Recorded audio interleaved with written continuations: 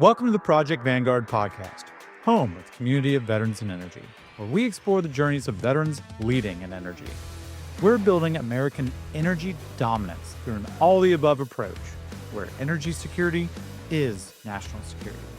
And our mission is to double the number of veterans working in the energy industry. I'm your host, Kevin Doffing. Today's guest is Jonathon Monken, a former Army officer who deployed to Iraq and went on to lead the Illinois Emergency Management Agency.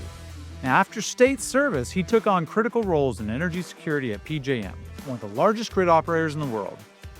Now, as a principal at Converge Strategies, he works with utilities, governments, and private companies to strengthen resilience, cybersecurity, and preparedness across America's energy infrastructure.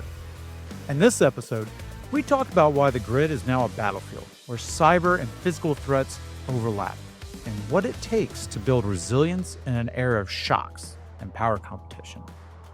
John shares lessons from coordinating disaster response, his perspective on the AI and data center boom, and why veterans are uniquely positioned to lead in energy security.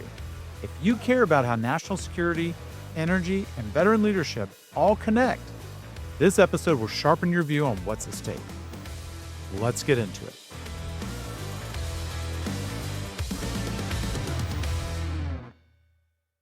So, John, thanks for making time to come here today. I really want to highlight just how much of an impact you've had as I was getting Project Vanguard started, getting connected to you through the Atlanta Council. But every time I would be like, hey, I'm thinking of, veterans could have a really unique voice in this. You're like, oh, you mean like what John did? Oh, you mean like when John testified, here? Oh, you mean how John talks about national security? I was like, who the flip is this guy? And why is he all up in my Kool-Aid?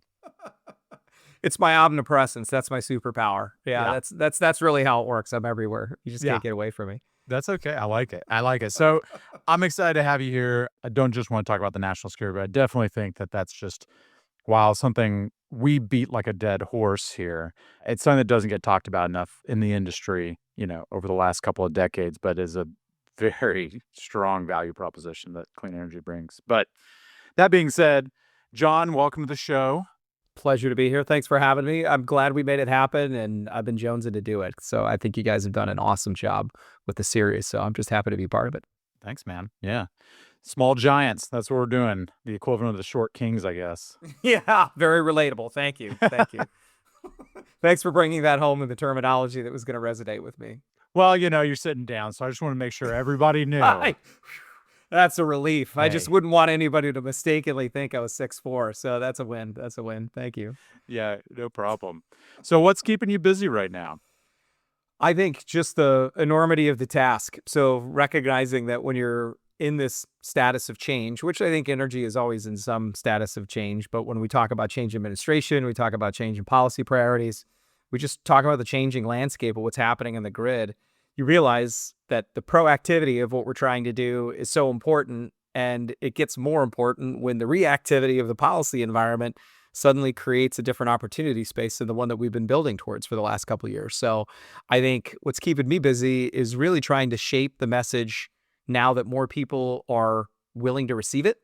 So I think the hard part is you and I spent years as the tinfoil hat, energy resilience, national security guys, and they're like, that sounds like a fringe issue, and we'll probably get to that eventually. Right. So I think now we find ourselves in a much more fertile environment for this discussion because we don't have the luxury of flat load growth. We're in an environment where there's change in technologies on the grid. There's so much coming onto the system through data centers and manufacturing and all this other stuff that's putting all kinds of strain in the system in a way that just hadn't been happening for a couple of decades. So I think keeping me busy is working with those large load customers and trying to figure out how they're integrating energy resilience into their planning, working straight with the Department of Defense, trying to solve the challenges that they're struggling with. And then, of course, looking at it from a more macro level of understanding what the grid is or is not capable of doing. So there's no shortage of stuff to engage in. It, if anything, comes down to making sure that you're specific about the area that you want to engage in. So take a step back. What would you say Converge Strategy does? Yeah. Our elevator pitch is pretty straightforward, which is we're a professional services consulting company that focuses on the intersection of clean energy, energy resilience, and national security. Oh, yeah. And so, Yeah, totally. Everybody does that. Obviously, like it just rolls off the tongue. Yeah, totally. Everybody says that. And that's the crazy part is when the company was founded in 2017, 8 years ago, that was not a thing. Just flat out, it was not a thing. It certainly existed in the minds of people that had touched different parts of the bigger elephant there, but it had just not been pulled together with the intentionality that Converge is really designed to engage with and just say, there's a lot of stakeholders here that don't understand who else is in the space or speak the languages of other people that can have a positive effect on what they're doing. And then there was just not a consolidated strategy in place at the state level, at the federal level, at the service level, any of these things. So I think it's just really been putting shape to a conversation that existed in bits and pieces, but really, really needed to be pulled together in a translatable way. Yeah. No, I mean, I think, I'm in Houston. So, I mean, like I've been, a fringe hippie or a oil and gas loving capitalist pig, depending on who you talk to, right? Like, It's the dichotomy. That's what makes you special. What can I well, say? right. And then like you were talking about before here, the line goes down the street on people who would just raise their hand to make fun of me. Yeah. And most of them are my friends. That's the fun part. That sounds like the story of a true vet right there. Your friends are harder on you than anyone else in your life. So I think that tracks. Yeah. I would rather them be hard on me in person and then maybe a little bit kinder when I'm not there. They're like, no, There I'm you going go. to save that put down for when I see him again. Yes, exactly. Save that ammo for when it really, really has the best effect. Yeah, totally agree. Yeah, then they can fire for effect. Right. Get the bracketing. Oh, man. Too much? No. We'll edit that out. No. Not enough? Keep going. Yeah, right. Yeah, exactly. Yeah, that's definitely right. Yeah. No, whenever I talk about like what veterans bring into the industry, because, there's always the Yeah. charity case of like, oh, veterans, like sad Yeah. puppy dog, trauma porn. Yep. Let's find disabled vets. And when I used to run a veteran nonprofit, someone's like, oh, I'd love to give like free dinner for someone and, vet and their spouse. And I'm like, that's really good. And they're like, can you just make sure that they're disabled? And I'm like, Okay. like they have a rating? No. Just like something like a burn or a missing limb. Yeah. Something that really shows that they're a veteran. I'm like, oh, Yeah. I think your heart's in the right place, but your mouth is about to connect with my fist. Yeah. Oh, I feel like the weird part about being a veteran is this idea of somehow you're getting in a pissing contest about who's more of a veteran. Like what else can you tell me about your veteran experience that makes you more or less of a veteran? And man, I hate that comparison game altogether. It just takes everything away from the volunteer nature of the military and the fact that you don't get to predetermine what your experience in the military is going to be. Sure, you can choose your branch. Sure, you can choose your, the service that you're going to be in or the discipline that you're going to be in, but you don't predetermine what your experience is going to be like. So what we honor is the front end commitment, not how it played out, which is always going to be needs of the Army or needs of the Right. Navy. And you're going to have all these different paths and things that you're asked to do that either did or did not line up with what you thought you were going to do. But it's like combat. You don't pick when and where it happens. Like that's just not the nature of how it works. And so the idea that you can compare who's more vetty than the other one is just ridiculous. Like makes no sense to me whatsoever. So Yeah. When I meet older vets and it's like, well, you deployed, but I didn't. And I'm like, but you served in like the 90s. Like maybe you went to Gulf War One. I mean, like, yeah. And the era, What are you that's gonna another do? example. Yeah. You're just like, okay, well, okay. So I was either born too early or too late to have the level of veteran experience that you're envisioning here from a combat standpoint. And man, I think anybody from the GWAT era can say that there was not a lot of understanding about when the carousel was going to land on your seat because all the rules were out of the window. All the leadership that we had at like the 04, 05 level who had no combat experience at all Mm-hmm. and grew up in a garrison focused military. That's not a knock on them. We were all learning it together. So it was kind of weird when you get this like professional advice about, what do you need to do in order to get promoted? What kind of track do you need to be on to advance in a certain path and a certain time frame and all these kinds of things? Just take the whole thing and just completely throw it out the window. It was all like stop loss, stop move. This is happening. You're like, like whatever we did for the last 15 years has basically no bearing or relevance on how I'm supposed to progress now. So I mean, I've got a buddy who's he's a Navy SEAL getting his MBA or he just graduated from Rice. And so I'm plugged in there and we were talking and he's like, you get it. You're in the shit. And I'm like, Yeah. I mean, not like you though. I mean, like, and he's like, well, I don't feel like I did enough. I'm like, well, don't say that to me, man. I did like, deployment plus, but like, I guarantee you, you were in some hairier situations, either by intensity or frequency compared Yeah. to me. And it's hard not to do that even on your own when you meet somebody and who's like, let's say they're a Navy SEAL or somebody that came out of Delta or Ranger Regiment or whatever. And you're just like, oh, well, I mean, yeah, I did a couple tours, but like not like you do. And the irony of it is, even from their perspective, they're like, what, why are you saying that about yourself right now? Like, I I don't know. understand I know. why you're selling yourself short from you signed the same piece of paper I signed. Like we both volunteered to do this thing and our experiences are different, but it doesn't make it more or less in terms of how we contributed to, the bigger picture that we were aspiring to when we came in the first place. Yeah. Yeah. Well, so that's a good point. So what was it like for you to decide to go in initially? It's funny, this was like a moment that I could point to. I was watching the Army Navy football game in 8th grade and loved football. It was like a big part of my life. And I was like, that's it. Like, I want to go to West Point. That's where I want to be. That's the goal. Because they And won the game, and then you're like, screw the Navy. yeah, I mean, it was like, I was so just amazed at watching the uniqueness of the event, right? There's so much pageantry that's around it. And you've got the parades and you got the howitzers and you got the flyover. And it's the only college sporting event that has the entire student bodies of both schools present for the game, which is really cool. Like there's just so many things about it. And all I saw was like camaraderie, unity. It felt right. And it was one of those things that was like, okay, that's it. That's the goal. Like that's where I want to go. That's what I want to do. I'd love to play football if I can, like all that stuff. And so I think it was really just the manifestation. It was putting a finer point on something that I wanted to do, bigger picture, is serve. I had two grandfathers in World War II and, those kind of experiences to fall back on as you're growing up and kind of learning about what do I want to be when I grow up and answering some of those questions. And then it just really felt like the right fit. It always kind of came together as something that I needed and wanted to do. Were your grandfathers still alive when you went in? He was. So they were both alive when I went in. Only one was alive when I finished, but the one who was still alive when I finished, I had one of the most unbelievable conversations of my life. There was a lot of experiences. So in World War II, he was in the Pacific Theater for 3 years, 4 Purple Hearts, 2 Bronze Stars, and a Silver Star, did multiple beach landings, had an unbelievable experience, and then became an Episcopalian priest for 30 years, go figure.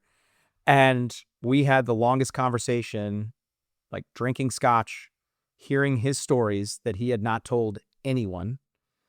And he was like, it's time. And here I am, like a newly minted second lieutenant. And he was like, I'm ready. I'm ready to do this. I'm finally ready to have this conversation. And we just did it.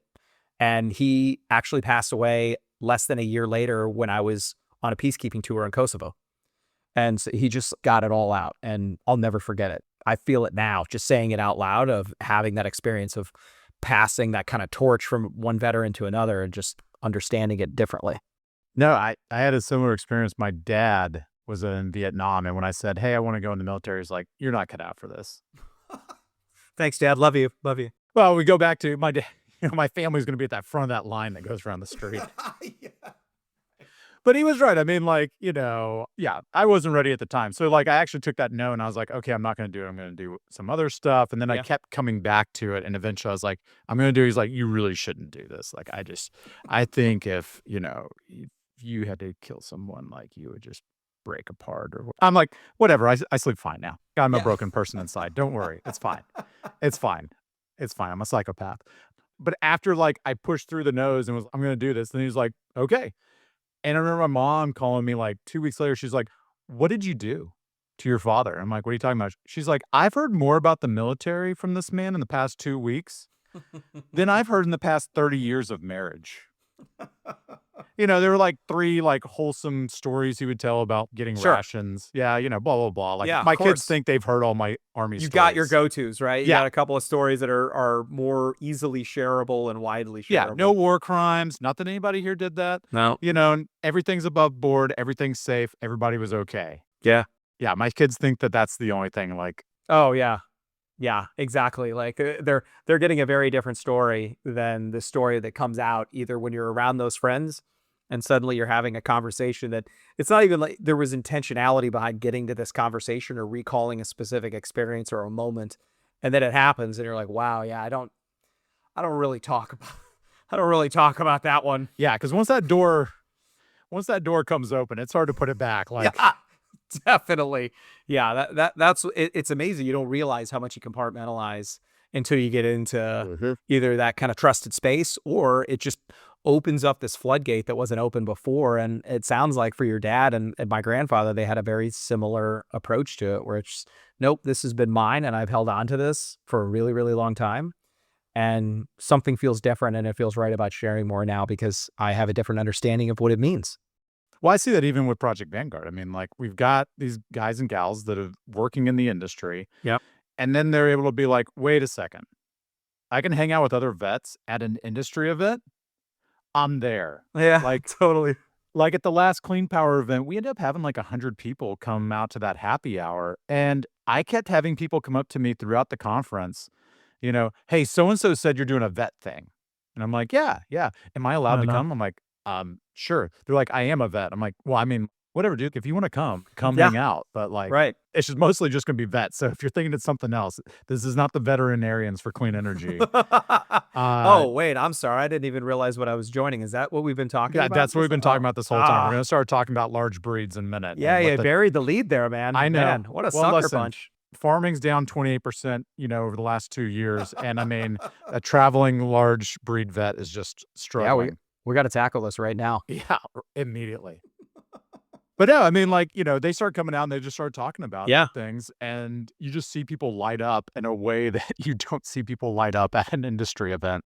Oh, absolutely. I mean, industry events are such a weird place in general in terms of how you're trying to find what your role is. And so sometimes you're there for business development, sometimes you're there for education, sometimes you're there for networking, or all of the above. And so trying to feel that, there's always an awkwardness to it. There's the inevitability of the middle school syndrome where you like walk into the lunchroom and don't know anybody and you're trying to figure out, do I sit here? Do I sit there? And so I think that feeling tends to be even more acute for veterans just in general, because especially if they're transitioning off of active duty, you're just in a situation where you're like, I don't know anyone here. I don't know enough or feel like I don't know enough to contribute meaningfully to a conversation. So having a safe landing space like that of course includes beverages at a happy hour, is always a good draw. But saying like, I already have commonality when I walk into this thing. I don't have to try and do the fake it till you make it thing.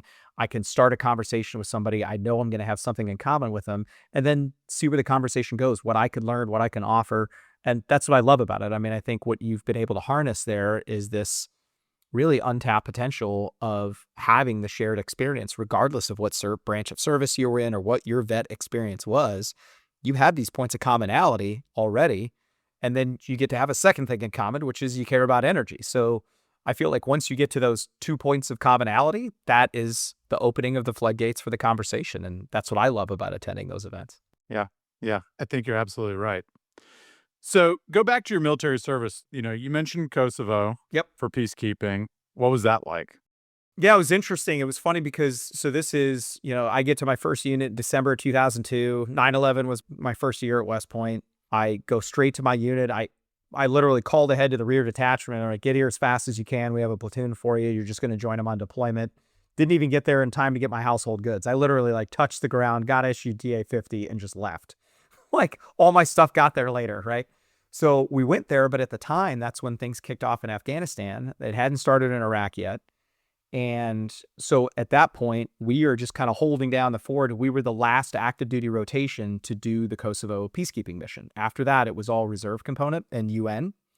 And so while we were there, Iraq kicks off, and within 2 weeks, our unit had orders for OIF 2. So we were still in Kosovo, and they were like, all right, you guys are going in OIF 2. So you guys are going to finish out this deployment. We still had 6 months of that deployment left. Yeah. And then we were back for about 4 months, which included a training rotation at Hohenfels in Germany. And we literally did like the turnaround, spin up, and then just turn and go. And so we rolled straight into OIF 2 right after that. And that stretch of time was my opportunity as a tank platoon leader, which I loved. It was an awesome, awesome job. Yeah. And especially in a deployed environment, it's one of those, I describe it as one of the most kind of pure examples of professional experience where you're literally like a small unit leader in combat. You're like, this is awesome. I finally get to do the thing that I said I wanted to do and I trained to do. And it was amazing. Yeah. No. That really resonates. I remember when I was in theater, there was a guy who his unit was leaving and they were like, we'll give you 50 grand if you stay another year. Yeah, totally. And That I was just- happening. I That was know. I just think about, definitely like, happening. Hi, I would like for you to trade your mental health for 50 grand. I mean, like, Yeah.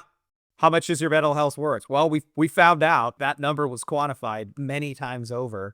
And yeah, it was very much a real thing. yeah, In hindsight, it's kind of hard to wrap your mind around it because it just demonstrated how, frankly, unprepared the Army was for that op tempo. yeah, The scale of deployment, the frequency of deployment, the length of it, they were just not ready for it. So it's just like, okay, well, everything you thought you knew about how this system works and dwell time and all this other stuff.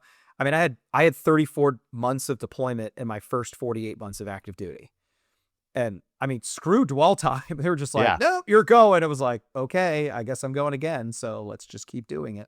yeah. I remember an old E7 being like, every duty station, you'll be there for like 3 years. You just buy a house, Yeah. and then you rent it out. Yep. They're paying your mortgage, and like the guy just had me like sold on it. So I bought a house a week being back from Iraq, and beginning of 2008, great time to Great, Great awesome time. time to buy. Great Good time. call. Terrific. But it's like, Yep. looking back, I was like, yeah, that made sense when you weren't deploying every 18 months or Yeah. 9 months, or in your case, -12. Yeah, right. You're like, how does that number work again? Well, Yeah, Yeah. I don't know how this goes. But yeah, no, it's just, it was it's a weird time, especially as now, like, I look around at guys and gals with that time of experience, and Yeah. we're all in our 40s, Yeah. 50s. I'll talk to somebody and I'm like, no, you're one of these young post 9/11. Oh, wait, I'm not a young post 9/11 vet. Don't remind. I don't need that reminder. What are you doing? Come on. Dude. I'm definitely in my late 20s right now. So I don't need you putting all that on me. Okay. I was on a Zoom call with one guy and I'm like, this gray bearded, Yeah. seniors.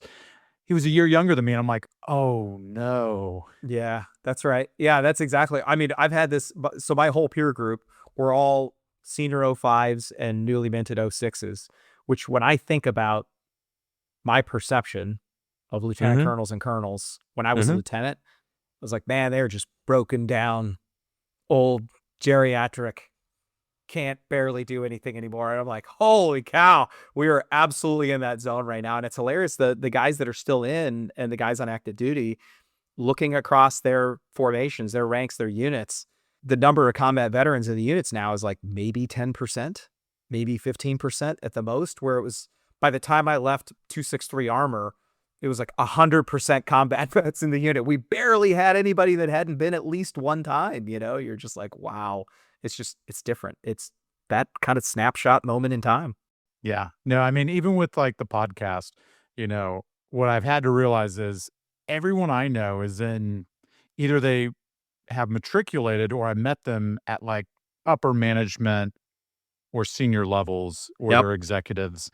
And so it's like, man, I just don't know the guys and gals that got out 3 months ago. I mean, I do now better because we're helping them get Yeah. into those Yeah. roles through Project Vanguard. But like, I don't know a field tech that just started in San Angelo 6 months ago. Yeah. Right? Like, that's just not my peer group. And we've got to do a better job of intentionally building connectivity if we're going to help veterans access those roles. And that's a huge piece of like the opportunity before us. Absolutely. And I think that's where you get the kind of the bias that's built into similar timelines or when you engage in this space or when you leave the military. And you're absolutely right. I think the relatability of somebody that's finishing a 25-year career on active duty is actually kind of abstract to me right now because I'm still in, right? I'm a reservist. I've got 23 years of service at this point. But my experience was wildly different than somebody who's been on active duty that entire time. And the same thing is true for somebody that's new or somebody that had a Yeah. much shorter experience in the military, but is still looking for this kind of transition. And so it's funny because the perishability of your experience and your network and the people that you're connected to among veterans, you realize that there's this implicit bias about, oh yeah, okay, well sure, I'm connected to people that had similar experiences to me, either from a timing standpoint or a conditioning source or those types of things, or just a point of entry into the military, without recognizing that the network extends way beyond that tiny little sliver Right. of the monolith of veterans, right? That you're really there and capable of supporting. So just trying to understand those experiences in a way that it differs from mine, but we find ourselves at a point of convergence when we look at how we transition into civilian life, be it energy or anywhere else, that we need to just understand that better. And that's what I appreciate about what Vanguard is doing is that I've felt myself be connected to people that otherwise these are vets that I would not have crossed paths with, despite the fact that there's a lot that we can do for each other. Yeah. But what kind of frustrates me is sometimes I'm like, man, I just don't think that we're like doing enough because I'm not having as many calls as I used to have. I used to have like 3 to 5 Love it. calls a week with vets that want to get in the industry. And I'm like, man, are things slowing down? Someone would be like, oh, hi, we have never met, but I was able to meet like 15 people through Slack, and these 2 people helped me get a job. And I'm like, could you like raise that up a little bit faster? I'll get these one-off testimonial thank yous, but it's always indirectly, never like Yeah. to the organization. So I'm just sitting here thinking like, I mean, do we shut it down? Like maybe nothing's going right and it's all happening at like a decentralized level, which is great. It's faster. Um, Absolutely. but it's sometimes like I need to find the signal in the silence or the noise.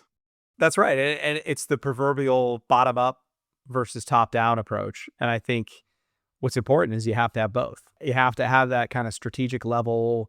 What does engagement look like? There has to be some level of organization to it.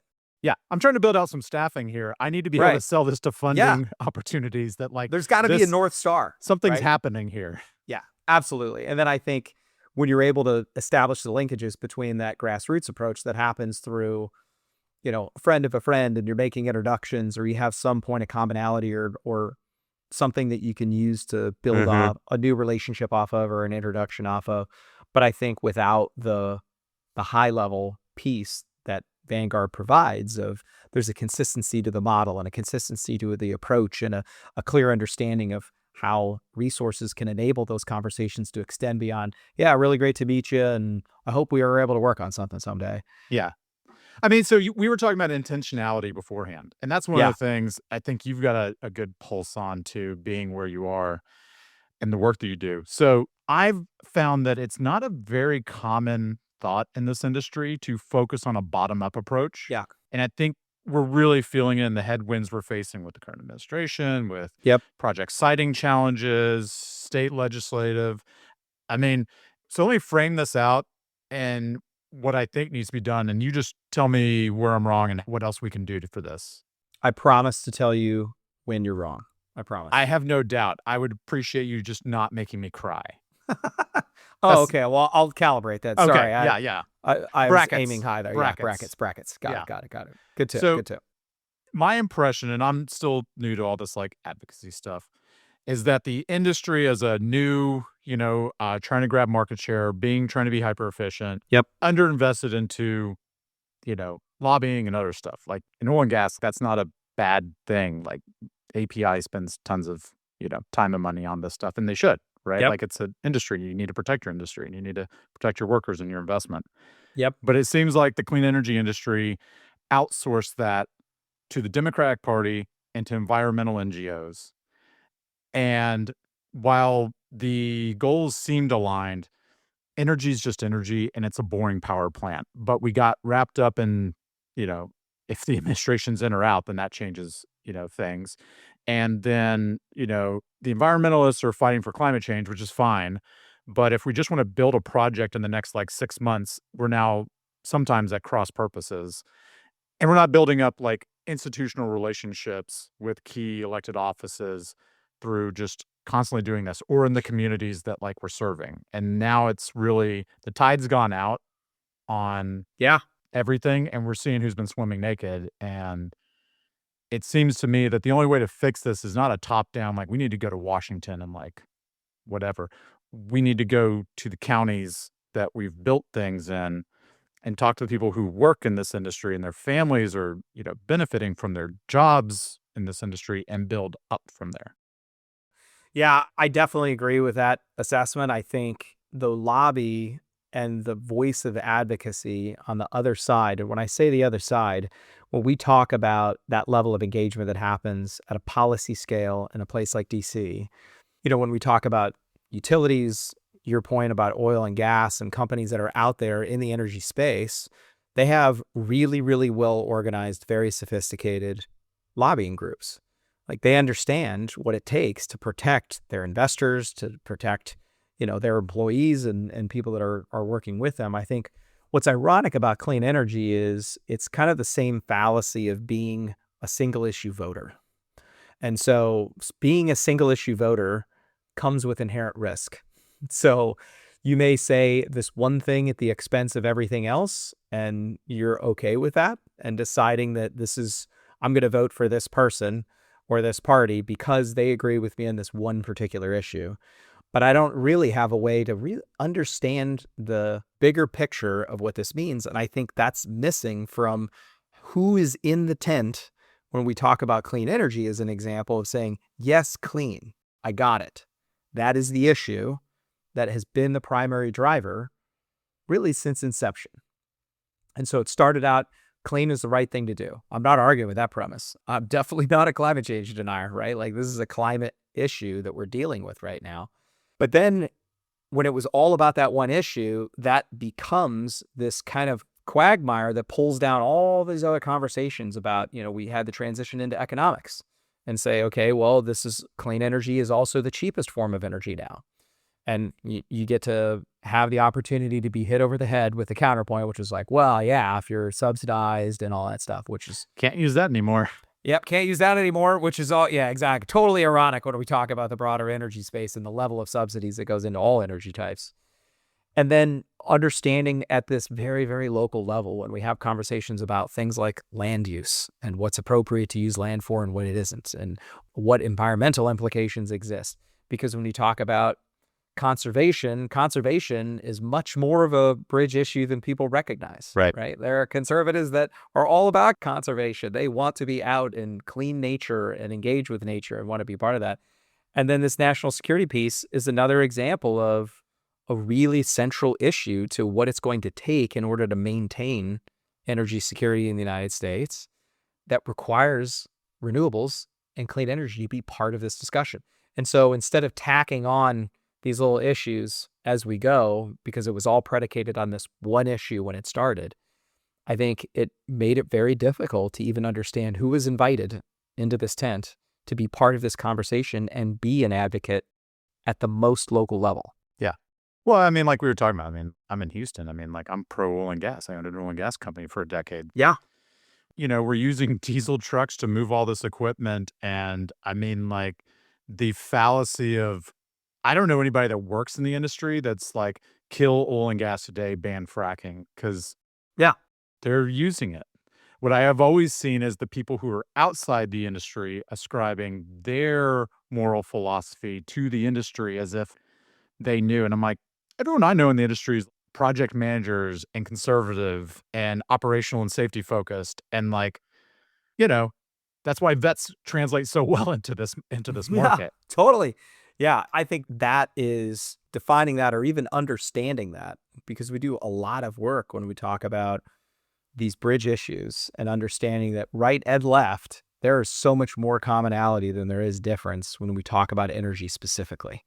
So I think there's so much left on the table in this dialogue, and it's the muddiest place it exists is not in Washington, believe it or not. I think a lot of these ideas are out in the open and circulated pretty frequently, but at the local level, man, there's so much missing from this dialogue, because it really is this race to just push this one issue thing that you've got related to this particular sector or this particular topic related to energy and saying like, no, it's all about this. No, it's not all about this one thing. There are so many things that are important. So try and connect with what resonates with people into your community, not just, thousands of miles away in the swamp. What resonates with people in your community? What means something to people that you live nearby or interact with on a daily basis? Yeah. So I want to get your field report. So like, give me an example of a project you've recently been working on and just kind of explain to everybody what you've seen in that and, the challenges you've had to address. Yeah, so I think the narrative has changed dramatically in the last 18 months when all of these load growth projections started hitting. And it was a problem that was not visible to most people and even within the industry until you see it at scale. And so the very nature of how this progresses has put us in a space now. It's good for business. It's very concerning to me about how unprepared a lot of organizations are to have this conversation. But we've been working with a large load customer. So this is a private sector organization that's in the retail industry that absolutely depends on electricity and is depending even more on electricity today because they're automating a lot of their systems, that even momentary disruptions have profound financial consequences for them. And their growth in this area has all occurred before it became the thing that it is today, which is approaching utilities, saying, I want to buy this much electricity. I'm going to build this facility in the next 18 months. And for the first time in decades, utilities going, yeah, I don't think we can support that. I'm sorry. Like, we just don't have enough energy to go around. And so when we talk about data centers and AI, which is obviously a lot of the conversation that's happening right now about why are we using so much more electricity, and that's a major driver, this was all predicated on a set of circumstances where there was not this aggregated huge load growth that's happening all across the grid all at the same time. And so there's just not historical precedent in the last 3 decades for somebody saying, I would like to buy a lot of electricity from you, utility, and utility saying, I don't think I can support that. That sounds like too much. So what do you think happens? Like, do you think we just get out of our own way and we start building a lot? We're going to miss the opportunity to catch the AI train, or are we going to do something different? And, it's a third option that people aren't talking about. And we're going to start seeing real microgridding happen with distributed grids. Yeah, I think there's going to be elements of each of the things that you describe. If we don't address the first issue, it will be the third version of this. So it'll be like, oh, okay, well, if I'm going to build a data center, what I'm doing is I'm not even going to get on the grid. I'm going to build my own energy system. I'm not even going to worry about it anymore because they're saying that they can't support this thing, or I don't trust the reliability of the grid overall anymore because it's just become more and more unstable because it's not ready for this. So I'm just going to do my own thing. And so I think right now, generally speaking, it's not a technology problem. We have access to all the technology that we need to do all of this stuff. This is an economics issue.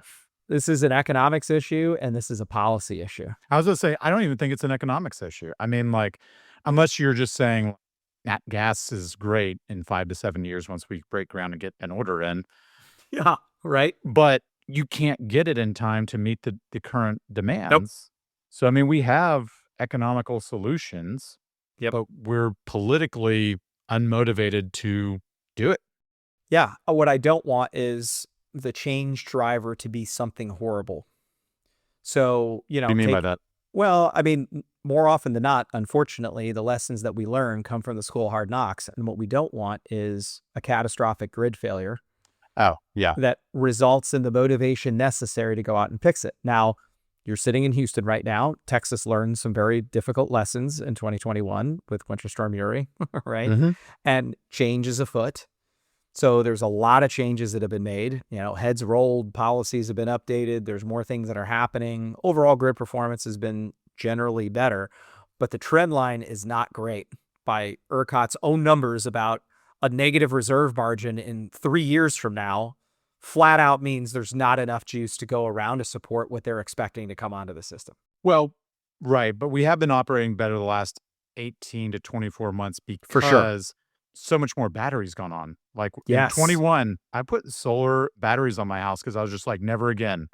I'm never worrying about my son freezing, in some extreme weather event, which, I didn't even think about till the other day. My kids were talking about, we had one of those derechos, like it's 100-mile-an-hour wind. And so like half the houses on my street got a tree knocked down on them. And luckily for me, it hit my garage, so we didn't have to move out. But I had neighbors that moved out for almost a year while they were trying to like fix the insurance, blah, blah, blah.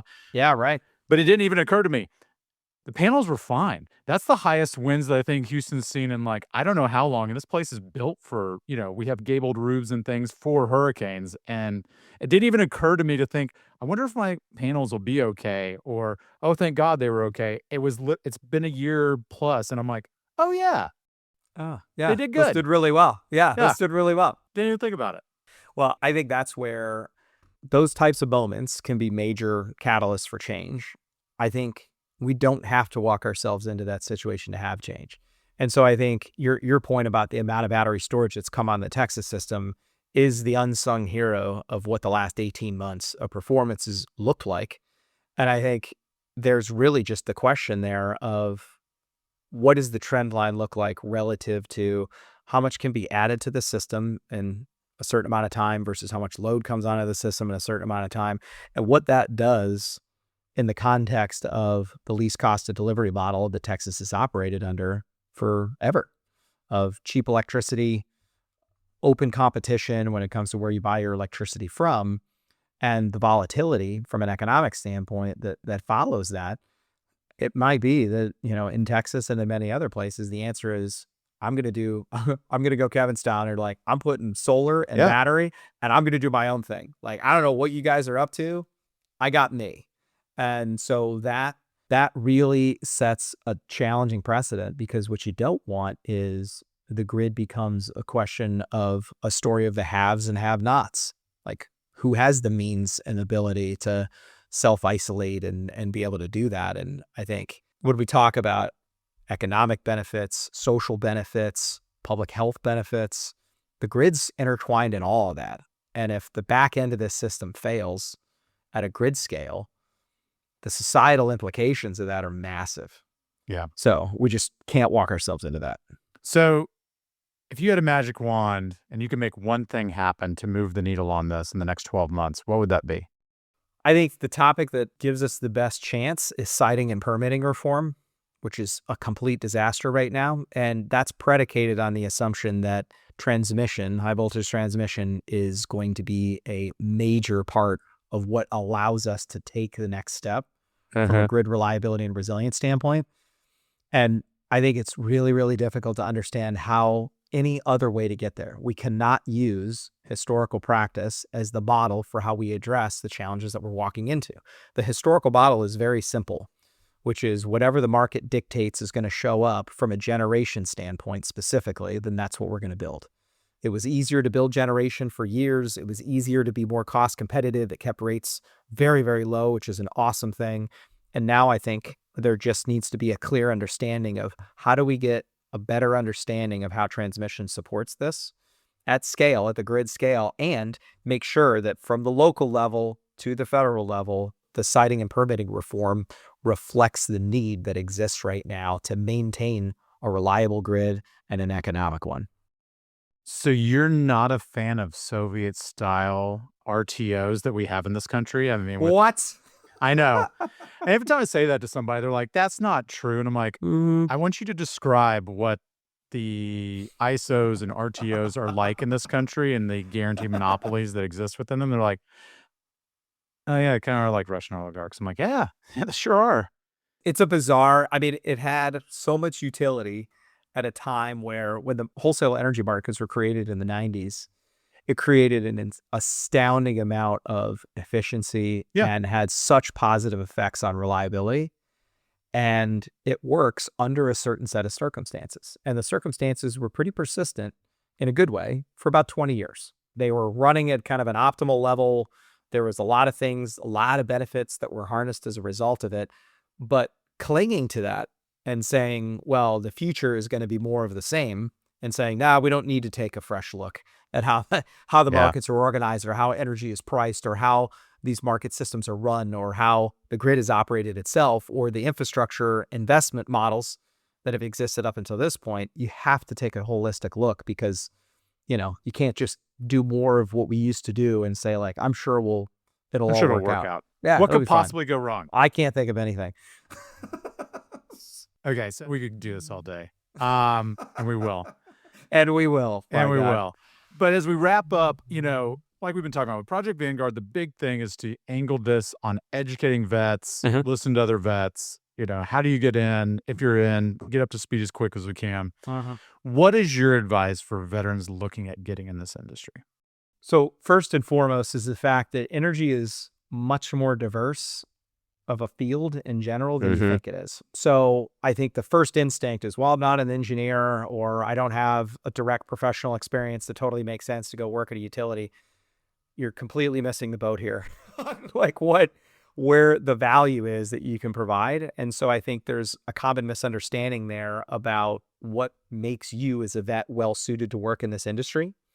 And so I think the first piece of advice I would give is give yourself a little credit and understand that when we talk about things like organizational dynamics, when we talk about flexibility and adaptability, and frankly, a changing operating environment, when we look at the unique nature of what's happening from a security standpoint, a cyber standpoint, a physical security standpoint, an infrastructure standpoint, economics and investment, if you look at that full range of things that falls under that big umbrella of Uh-huh. energy, I guarantee what your experience, what your skills are applicable within that. It's there. So it's not a question of, can I do this? It's what aspect of this can I directly contribute to? And that's the volume game of what you do about making those introductions and saying, yeah, actually, that does make sense. This is an area that I can have an impact. Yeah, we're trying to educate people so they just have like some situational awareness of the battlefield, and then Yep. they can figure out where they want to play, right? Absolutely. I should be Absolutely. in mortars. I should be in infantry. I should be in S1. I should be in the rear with the gear. I mean, whatever, man. Like, wherever floats your boat. Like, we need more. We need quality talent with leadership skills. Right. Yeah. And I think that's exposure to that is the hard part because it feels like I don't know what the initial point of entry is to it. And I think when we talk about, the work that you guys focus on and that I do a lot of on the national security side, you've already got the hardest part in place, which is more than you think you know about national security. Right? Like, so adapting it to the energy space, frankly, in a lot of ways is easier than the other way around. I think trying to convince pure like engineers or electrical engineers or people that work on the industry side about how this affects national security or interacts with national security in a lot of ways is harder. And so I think it's that level of exposure.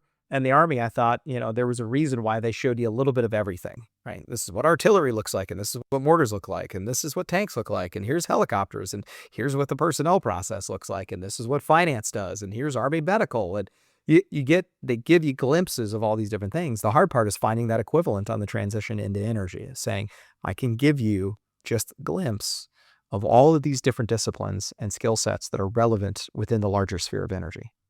Yeah, that's one of the reasons, we've been doing a lot of different things. And I hate Yeah. like random acts of marketing or random acts of like, just helping people, random acts of networking, like have a thesis and then to go run at it. And we're going to be starting a fellowship program for our chapter leads. So this is a great way for people who are young professionals in the industry Yeah. that want exposure, you know, say your first 5 years post-military in this industry, to build your personal brand, to build your professional network, to get exposed to the SMEs, you know.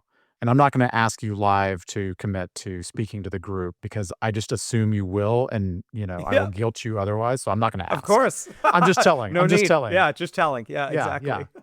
I've been voluntold. Thank yeah. you. I You're welcome. appreciate you. You're welcome. Uh, but I mean, like, that's the thing. If we can just have a consistent throughput of like 50, 100 of people going through an annual program, just like getting exposed on a monthly basis and building Yeah. out a really strong connectivity and then lowering the ladder for the next crew that's coming in, right? Yeah. For the next year group. Absolutely. I think that's going to be really big next year.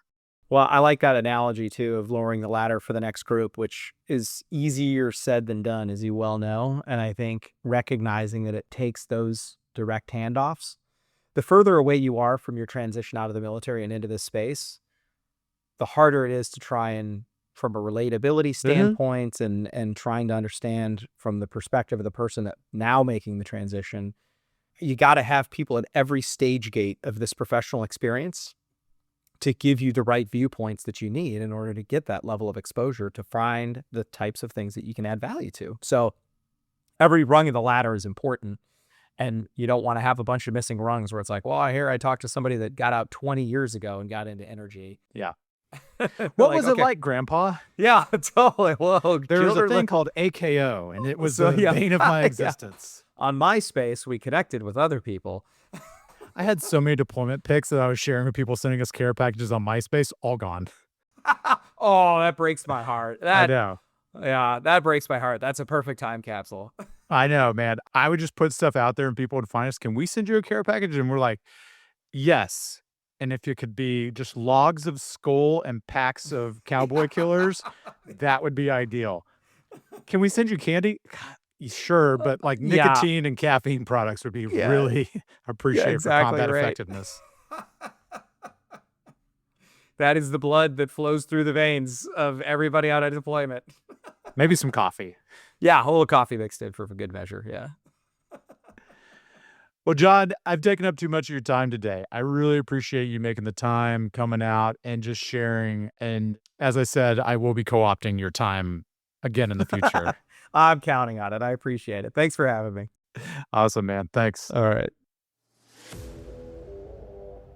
Thanks for tuning in to the Project Vanguard podcast. If this episode sparked something for you, share it with someone who's ready to think differently, whether it's about an all-the-above energy approach, how energy security is national security, or the veteran workforce in our industry. If you believe what we're building, a quick review goes a long way.